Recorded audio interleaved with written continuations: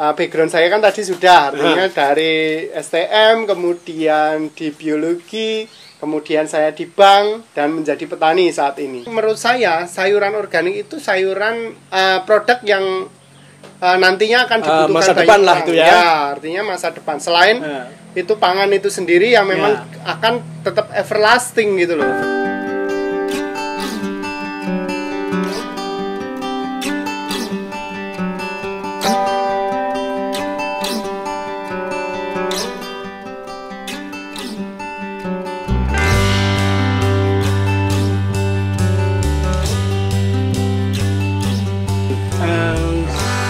Saudara-saudara sebangsa dan setanah air, sedunia dan akhirat, saya berada di Dusun Sambir B, Kelurahan Candi Binangun, Kapanewon, Pakem, Kabupaten Sleman, daerah istimewa Yogyakarta. Di suatu tempat yang ada begitu banyak pohonan, nanti kita bisa lihat bersama Mas Dedi atau Dedi TK Theodorus Dedi Trikuncoro atau sering disebut Dedi TK Dedi Tani Keren. Oh, Tani Keren, saya pikir TK kecil apa TK besar. TK apa tadi? Tani Keren.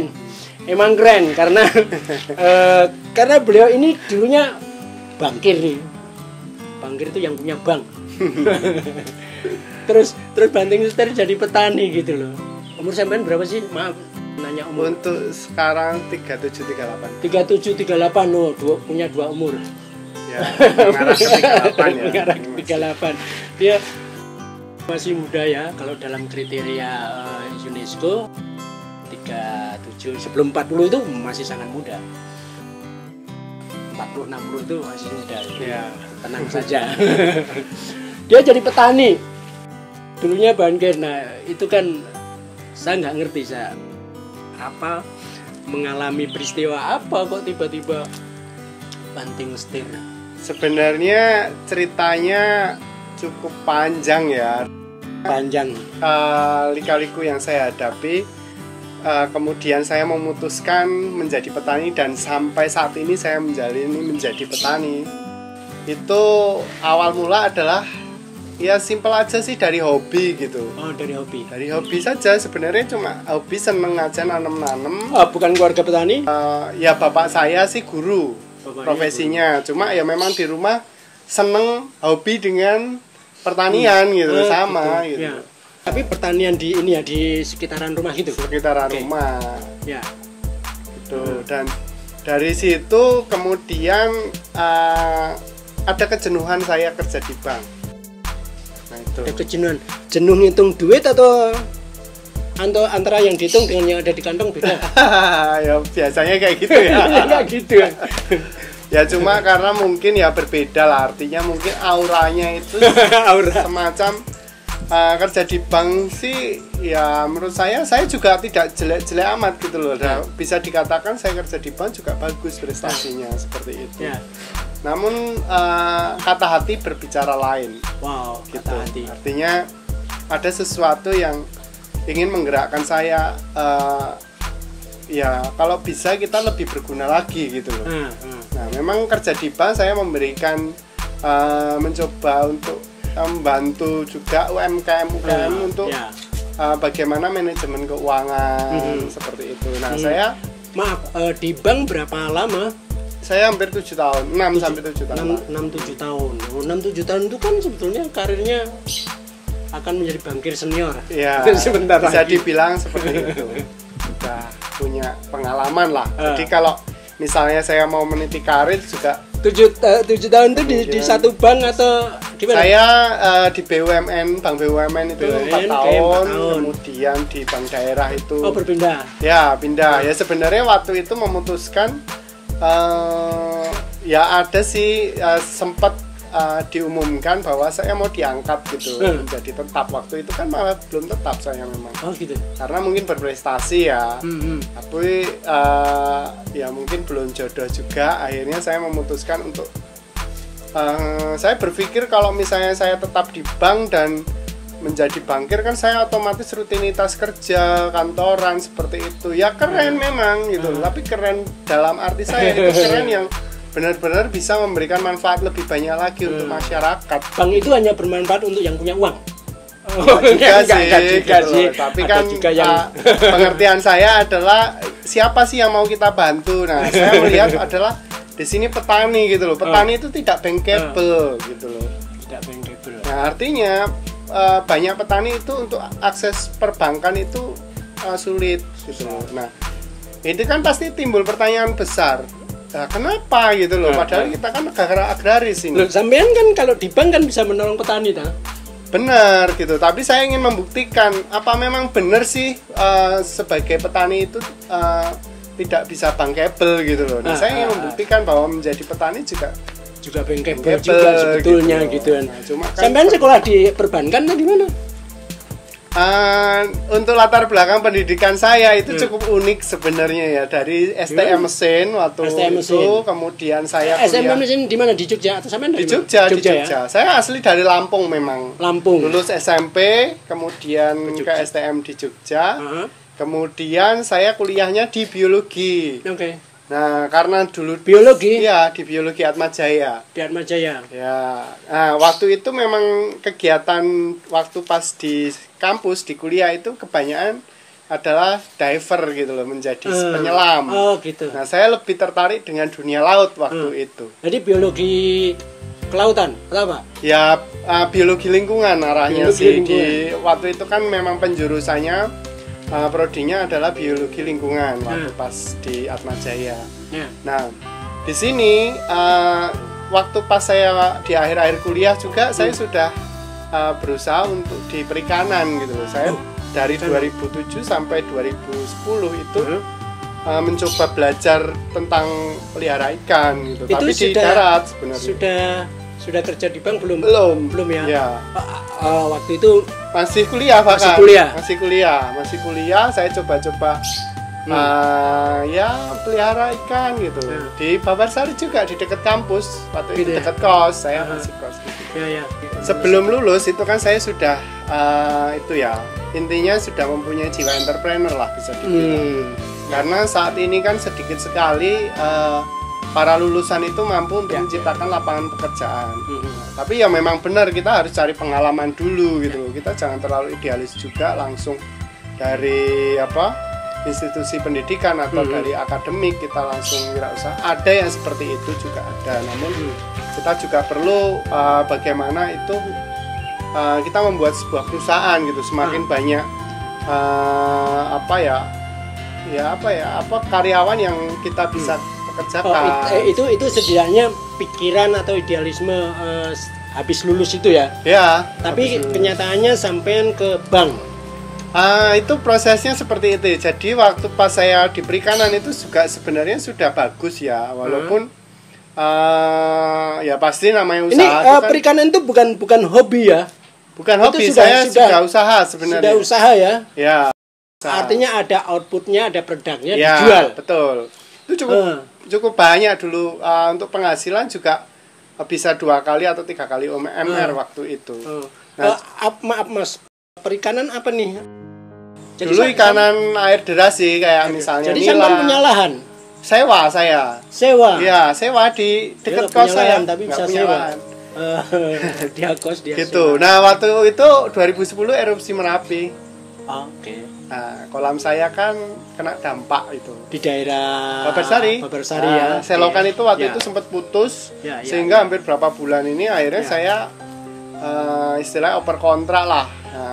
Lo itu kan ya namanya juga sewa lahan. Sewa lahan kan bayar. Itu kan berarti serius ya, bukan hobi lagi tuh. Ya di samping dibilang tentang tadi punya jiwa entrepreneur, spekulatif juga ya. Oh iya pasti ya. Kok beraninya pada waktu itu masih mahasiswa, dorongan apa? Sebenarnya ada teman juga yang ngajak itu gitu loh. Jadi nggak sebenarnya untuk pendanaan gitu, support pendanaan karena orang tua saya juga bukan orang yang mampu juga. Akhirnya saya menggunakan bareng-bareng sih kita usaha. Ada teman yang mempunyai dana lebih untuk usaha gitu. Kita berusaha untuk jalan bareng, namun dengan berjalannya waktu ternyata memang di tahun pertama kita minusnya cukup tinggi gitu loh. Namun teman juga ini sih belajar juga tentang hal itu gitu. Tapi saya tetap lanjut dan saya coba ambil alih itu dengan dana yang ada. Saya coba cicil itu dari dana teman itu. Akhirnya saya jalan sendiri dan cukup berhasil sampai tahun 2010 yang kena erupsi Merapi itu. Kan dana saya juga hilang di situ, modal saya hilang. Akhirnya untuk ini ya apa namanya, saya coba nyari link untuk ya saya coba kerja lah gitu loh. Kerja akhirnya ngumpulin modal. Bukan ngumpulin modal juga gitu loh. Saya coba apa ya? Idealisme saya coba saya pangkas ya, artinya tidak gitu ya? Melulu untuk terus kemudian menyerah karena Merapi tadi. Iya, karena itu benar-benar habis, masih meninggalkan bisa dibilang meninggalkan hutang. Makanya dengan latar belakang biologi ya, sudah lulus terus ke bank. Ya, dari ke bank. Nah, dari bank ini ya cukup bagus lah artinya. Walaupun saya masuk melalui outsourcing ya, bukan yang jalur ODP.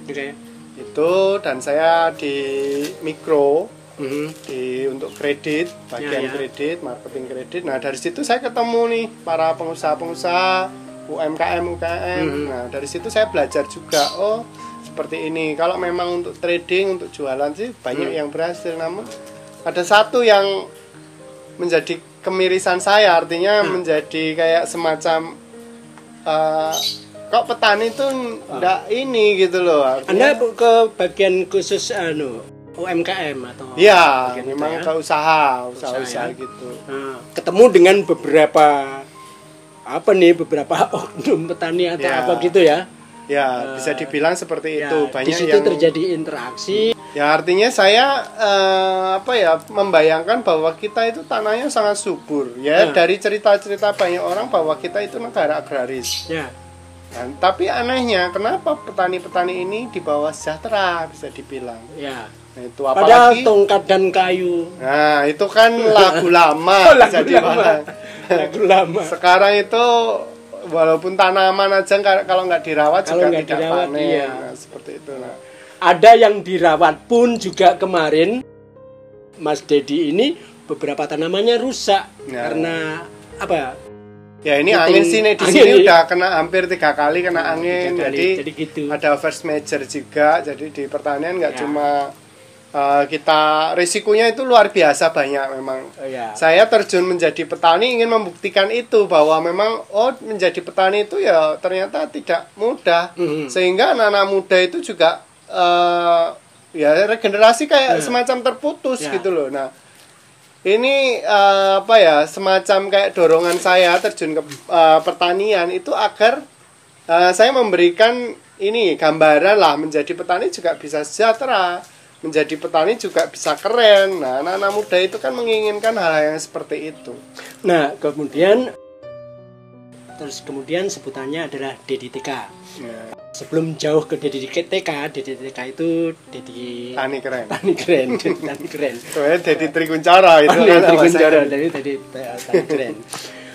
Tapi saya pikir menarik ya, karena beliau oleh orang-orang yang mengenalinya kemudian mendapat itu brand itu tadi, TK tadi, Tani Keren.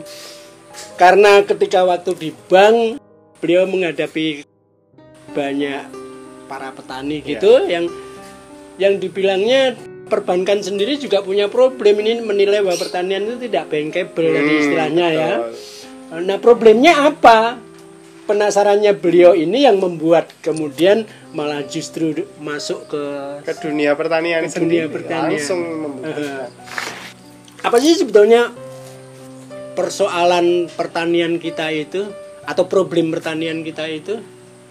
Jadi masalah kita melihat bahwa sisi internalnya internal masalah yang dihadapi adalah petani itu kadang kebingungan.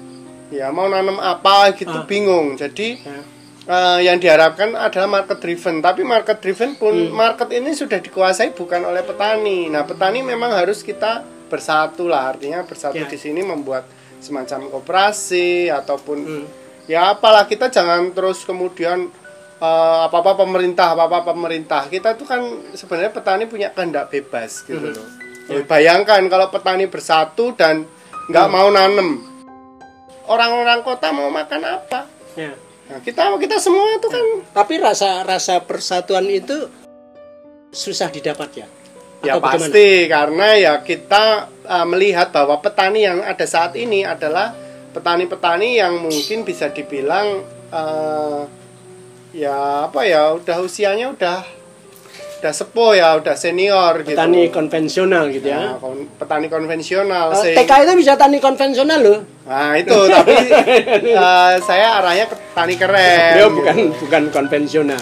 Kalau petani konvensional itu pokoknya pecah gersang derek tanam beras, tanam padi gitu kan. Agak susah untuk apa ya, diversifikasi opo-opo ngono ya.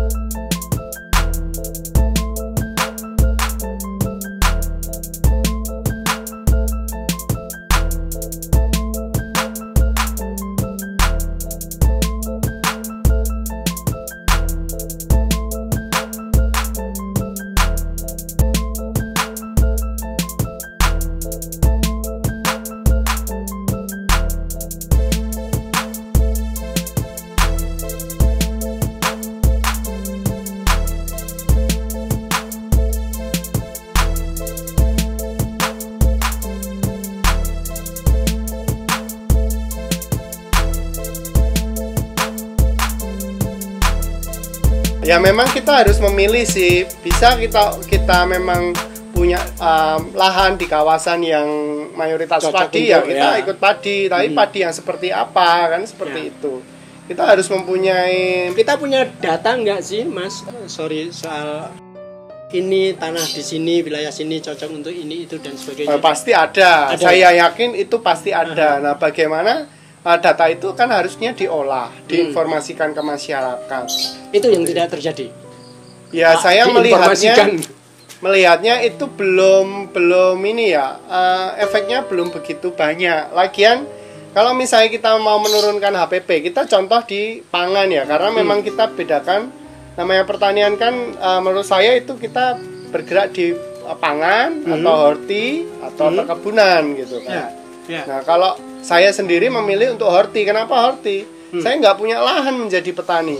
Saya sewa, ini sewa. Ya. Jadi dulu waktu mahasiswa beliau sewa lahan untuk perikanan, ternak ikan gitu kan. Sekarang dia keluar dari resign dari bank, sewa lahan lagi. Sewa lahan di sini di Sambarembe ini sekitar berapa? 3.500. 3.500. Apa nih Mas konsepnya sewa ini? Pertanian model apa? Jadi di tahun pertama memang saya belum punya konsep ya. Artinya saya benar-benar nekat nyebur menjadi petani. Belum punya apa ya, bisa dibilang knowledge-nya belum ada. Skill-nya juga minim banget, hanya sekedar hobi kan belum bisa untuk sebagai profesi. Kalau waktu hobi dulu nanam apa? Apanya? Dulu waktu hobi tanaman buah, tanaman hias seperti itu. Nah, saya memilihnya itu ke horti. Kenapa horti? Saya tidak memilih ke pangan karena memang dengan lahan yang sempit untuk menghasilkan mungkin mengganti pendapatan saya di bank. Itu saya memilih untuk hortikultura, itu buah dan sayur. Dan saya waktu pas terjun itu tidak langsung produksi, saya coba untuk menjual bibit buah dulu. Nah, bibit buah ini kan sebenarnya sebagai gambaran kita nggak perlu nunggu untuk produksi. Sekarang ini sudah berapa tahun menjadi petani? Saya recent September 2016. 2016 ya, sekarang dari 2021. Bank, sekarang jadi 2021 ya. Ya kurang lebih sekitar 4 tahun lah. 4 tahun. 4 tahun kurang, besok September 4 tahun seperti itu. Jadi baru sekitar 4 tahunan jadi petani nih. 4 tahunan. Saya tanya lagi, emang jadi petani penghasilannya lebih besar dari jadi bankir tadi? Ya kalau untuk saat ini ya mungkin bisa berkali-kali lipat ya dari penghasilan tuh itu. 4 tahun 4 tahun Jadi kalau saya mungkin waktu itu merintis di bank ya mungkin oke lah saya jadi kepala cabang atau apa, itu yang paling bagus sekali lah. Tapi gitu. itu pun tetap penghasilannya kalau boleh dibilang gitu tetap di bawah ini ya jadi petani ya. Ya naiknya itu lambat gitu. Lambat. Tapi gitu ya. Angka-angka ini perlu saya sodorkan ya. sebagai satu fakta ini karena soal underestimate dan sebagainya. Ya, benar. Cuma kan memang kita sering hanya melihat ujungnya, produknya gitu kan, tidak ke prosesnya. Ya. Nah kita mau ngomong soal prosesnya nih. Ya. 4 tahun beliau menjadi petani. 4 tahun menjadi petani. Tadi Mas nggak punya skill sama sekali, nggak punya knowledge sama sekali tentang pertanian, nekat dia. Ya itu artinya ada tahapan-tahapan yang memang nanti teman-teman muda ini perlu perhatikan. Untuk menjadi petani itu memang tidak mudah. Nah, itu sudah saya buktikan. Jadi bukan terus saya ngomong menjadi petani itu mudah, enggak. Memang menjadi petani itu sulit. Yang pertama adalah kita harus kuasai knowledge-nya.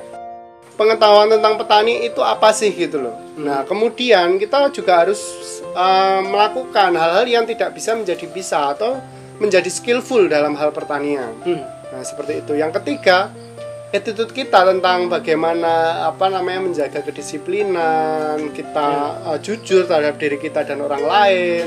Kemudian ada hal-hal yang memang kita punya visi yang memang nantinya kita akan tempuh di situ. Mas, memang masih ada anak muda yang mau jadi petani? Nah kenapa tidak? Potensi di pangan itu luar biasa gitu loh. Tapi kebanyakan beberapa nih yang saya lihat nih anak-anak desa, anak-anak muda desa pada pergi ke kota. Sementara orang tuanya bingung nih siapa yang nerusin.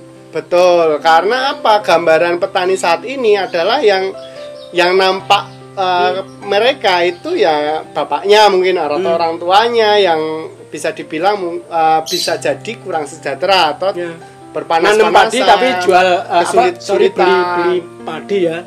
Kan ada kasusnya beberapa nanam padi beli beras. Ya gitu kan.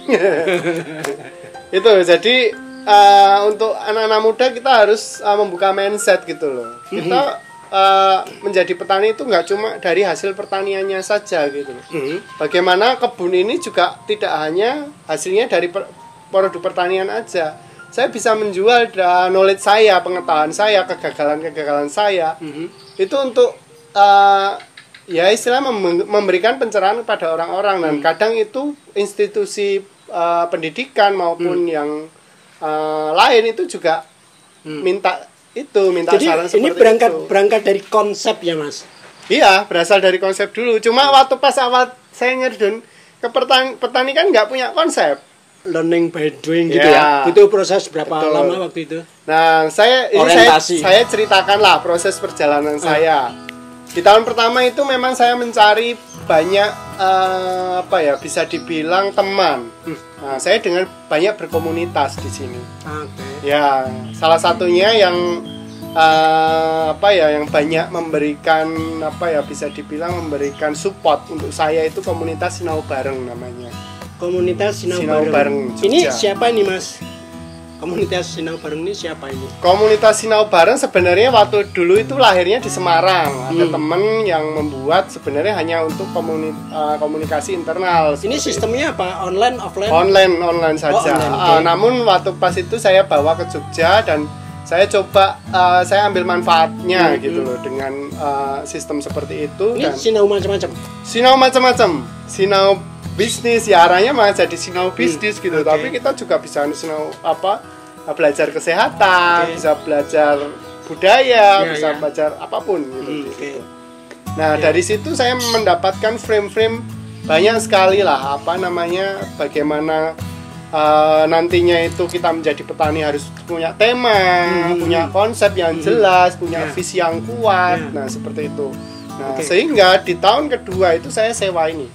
Jadi resign itu belum berani sewa. Oh gitu. Jadi gimana nih dari resign terus kemudian ada? Saya resign ada itu awal waktu. jualan bibit buah ini, karena bibit. nggak perlu nanam. Sebenarnya kita udah bisa jual, hanya ganti wadah-wadahnya saja kita bisa jual. Itu ini kalau yang kayak gini bisa dibudidayakan di rumah gitu maksudnya? Bisa, ya, yang bibit-bibit buah seperti ini gitu loh. Jadi masih pada waktu itu bertanam begini model ya di samping ini, rumah. Di samping rumah, terus kemudian itu dijual. Ya. Itu sekalian untuk orientasi ya, ya selama 1 tahun. Betul. Jadi tidak sampai 1 tahun sih, saya Desember sudah mulai ngerintis untuk jualan sayuran organik. Waktu itu di Desember 2016 itu. Nah, saya coba mengumpulkan anak-anak muda untuk coba jualan sayuran organik sekalian edukasi ke konsumen. Jadi sampean itu bahkan mungkin pada waktu masih kerja di bank pun juga sudah nyoba-nyoba gitu ya? Bisa dibilang nyoba untuk bibit buah. Jadi karena saya hobinya kan di pinggir-pinggir rumah itu nanam buah-buah. Itu nanam dalam pot. Ada juga entrepreneur tadi ya. Jadi juga. Nah, saya waktu itu berpikir gimana caranya saya berprofesi sesuai dengan hobi saya gitu loh. Dengan passion saya gitu. Tapi bisa bisa bermanfaat bagi banyak orang. Emang passionnya waktu itu sudah ke pertanian atau ya karena hobinya tadi saya nanam-nanam berkebun seperti itu. Oke. Artinya ketika Anda bilang berani sewa lahan itu kan artinya sampai sudah berhitung nih. Sewa lahan itu terciptakan saya ngerintis untuk pasar tadi jualan sayur organik itu Desember. Nah, saya baru dapat ini itu setelah suplainya itu tidak lancar. Sebenarnya suplai tidak lancar loh. Ini saya harus sewa sendiri nih untuk jualan sayur nih. Jadi dari ketika jualan tadi apa nih problem yang muncul sehingga kemudian suplainya nggak lancar, terus kemudian sewa lahan kan mesti ada latar belakangnya. Waktu itu karena gini, kenapa saya jualan sayur dan itu organik? Karena memang menurut saya sayuran organik itu sayuran produk yang nantinya akan dibutuhkan masa depan lah itu ya. Artinya masa depan. Selain itu pangan itu sendiri yang memang akan tetap everlasting gitu loh. Kita kalau bisnis di pangan itu kan tetap akan semua orang butuh gitu. Jadi tidak seperti dulu dari wartel kemudian warnet terus kemudian akhirnya ke HP kayak gini kan hilang, ganti-ganti tumbang. Nah, waktu itu dari situ kemudian saya harus sewa nih. Nah, sewa kan posisinya saya tidak punya uang untuk sewa.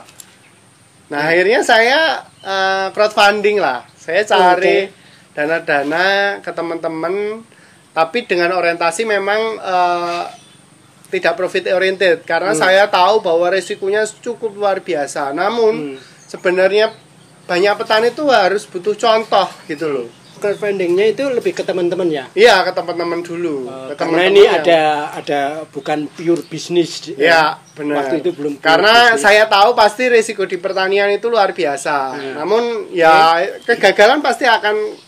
Saya sudah memprediksi walaupun mungkin saya bisa kalau untuk cuma 10 sampai mungkin nggak banyak gitu bisa, tapi kalau dapat ratusan mungkin dulu dapat banyak ratusan gitu loh. Apa nih puluhan 10 ratusan apa nih maksudnya? Tanaman gitu. Tanaman, oke. Nah, tanaman dengan itemnya. Ya, itemnya gitu. Dengan yang banyak kan pasti kos operasional seperti saya kan karena basicnya juga belum punya bagaimana manajemen, bagaimana itu ngitung operasional gitu. Dan waktu itu kesalahan saya adalah tidak tertib administrasi. Nah, itu sebenarnya kesalahan banyak petani yang tidak tertib administrasi. Itu. Nah, sehingga kita tuh pembengkakan di mana-mana lah intinya. Tidak tertib administrasi karena memang betul-betul belum 100% meyakini itu atau gimana? Ya karena nggak ngerti sebenarnya, nggak tahu gitu loh. Nah, kalau misalnya di sini jadi walaupun kita terjun di pertanian, kita anggap saja itu sebagai benar-benar bisnis gitu ya. Harus dari awal sudah harus menghitung. Jadi kalau dibilang TK itu tani keren karena sebetulnya juga karena tani itu konsep juga, artinya harus mengetahui peta permasalahannya apa saja dari hulu ke hilir. ini kan problem kita ya, karena petani-petani kita itu petani konvensional, petani tradisional yang hanya bisa nanam tapi terus kemudian apa gitu tidak tahu. Tragisnya kan seperti yang dibilang tadi ya, nandur pari tapi terus tuku beras, tuku beras orang lain gitu dan seterusnya. Nah, kita nanti akan bicara lebih jauh tentang apa tadi Mas sebutannya di sini nih, integrated farming. Artinya apa nih? Perkebunan atau yang terintegrasi. Jadi satu sama lain, bukan hanya satu item nih, tapi di sini kita lihat ada apa nih? Ada kelinci. Nanti kita bisa lihat di sana ada kambing, ada ayam dan seterusnya, dan apanya Mas? Tanamannya apa saja Mas? Ya ini sayur-sayuran, buah, macam-macam ya. Macam-macam. Sayur, buah. Ya cuma itu horti, maksudnya ke buah dan sayur, kemudian jahe, pon-pon itu. Jahe, pon-pon. Ada satu hal lagi yang mungkin menarik kita bicarakan nanti, bagaimana Mas Dedi ini mengajak anak-anak muda untuk menjadi petani. Kira-kira gitu nanti. Ya. Sip.